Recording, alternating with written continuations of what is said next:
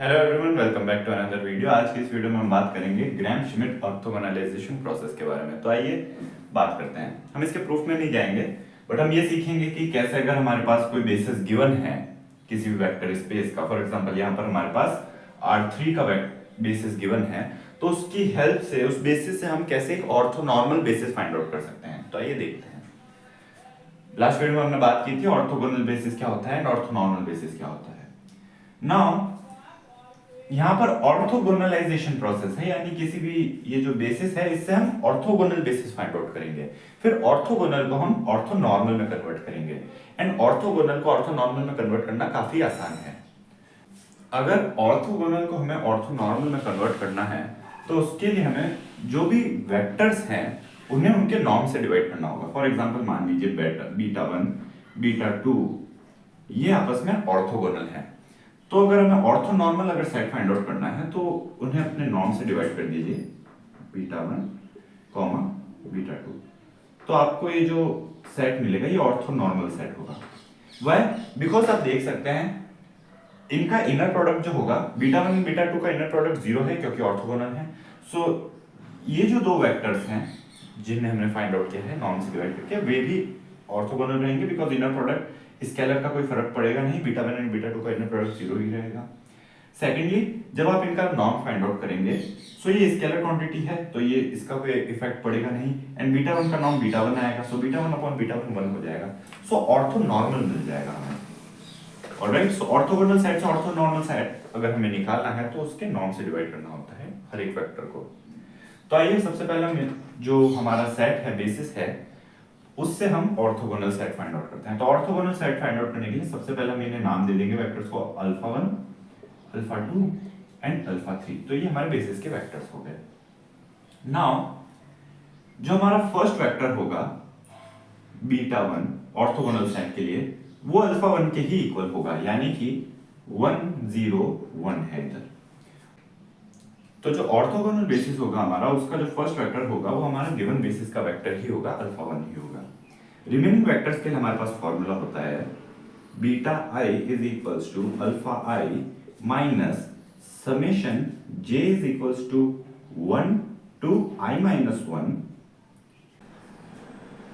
Inner product alpha i comma beta j upon norm beta j whole square into beta j। ये हमारे पास formula होता है। तो आइए रिमेनिंग वेक्टर्स फाइंड आउट करते हैं। ये हमारे पास फॉर्मूला जो होगा वो i is equals to 2 3 and so on till n के लिए अप्लाई होगा, बिकॉज i इक्वल टू 1 के लिए बीटा 1 इक्वल टू अल्फा 1 होता है।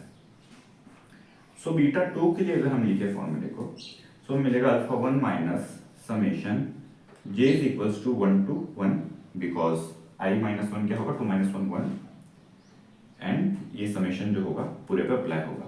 नाउ यहां पर सिर्फ एक ही टर्म आएगी बिकॉज समेशन में सिर्फ एक ही टर्म अवेलेबल है। सो बीटा जे क्या है, जे के लिए 1 ही वैल्यू अवेलेबल है, so beta 1 into inner product alpha I comma beta J. Alpha I क्या है हमारा, अल्फा 2 है, अल्फा 2 है हमारा, हम यहाँ पर आई को 2 पुट किया है, so alpha 2 comma beta 1 upon norm beta 1 whole square. Alright, now यहाँ पर हम वैल्यूज रखें।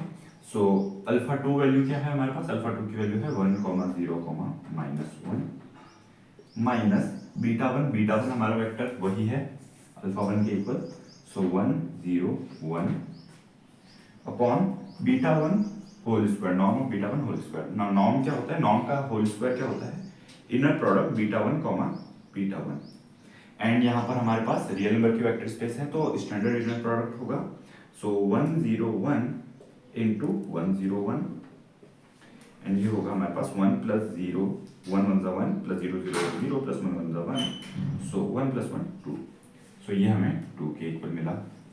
Then inner product alpha 2 comma beta 1, alpha 2 comma beta 1 का अगर हमें इनर प्रोडक्ट फाइंड आउट करना है, so alpha 2 comma beta 1, alpha 2 क्या है हमारे पास 1 0 माइनस 1, एंड बीटा 1 जो है 1 0 1 है।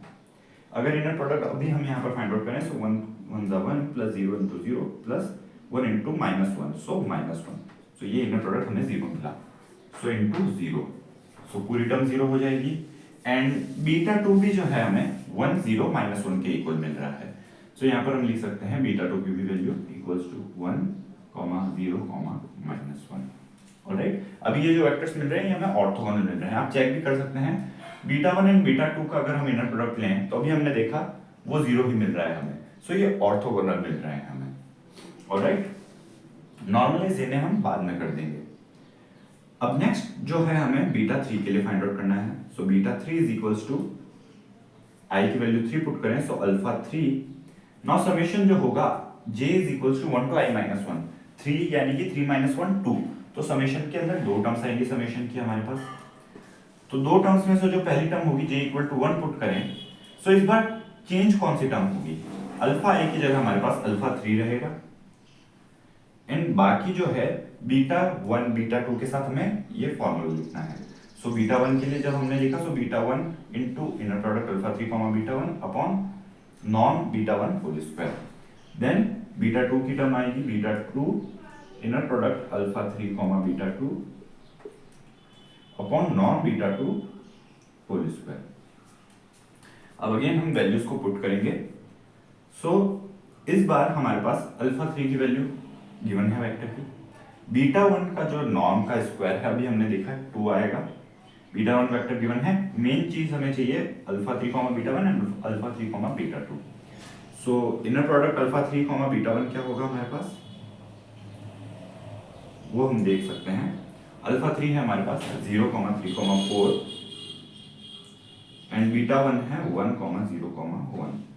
सो इनर प्रोडक्ट देखिए 0 into 1 0 plus 3 into 0 0 plus 4 into 1 4, so equals to 4 मिल रहा है हमें इनर प्रोडक्ट। ऑलराइट, देन ये इसकी वैल्यू है।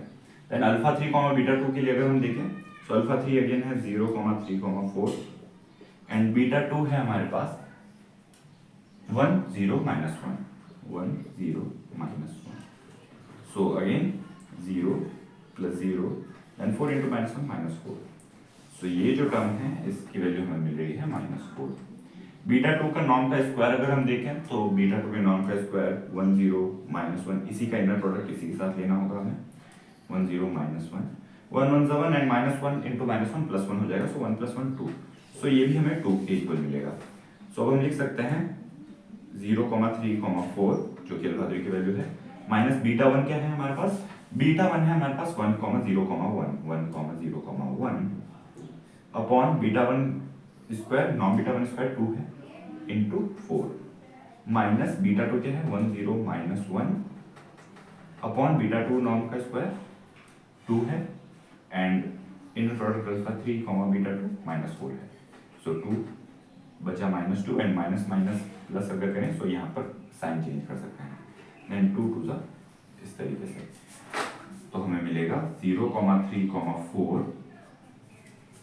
2 into 1 2, so -2, 0, 2 plus and then 2, 0, -2 and तीनों ही टर्म्स को अगर हम ऐड करें तीनों वेक्टर्स को तो हमें क्या मिलेगा -2, 3 एंड 3 रहेगा एंड 4 -2 एंड प्लस -2।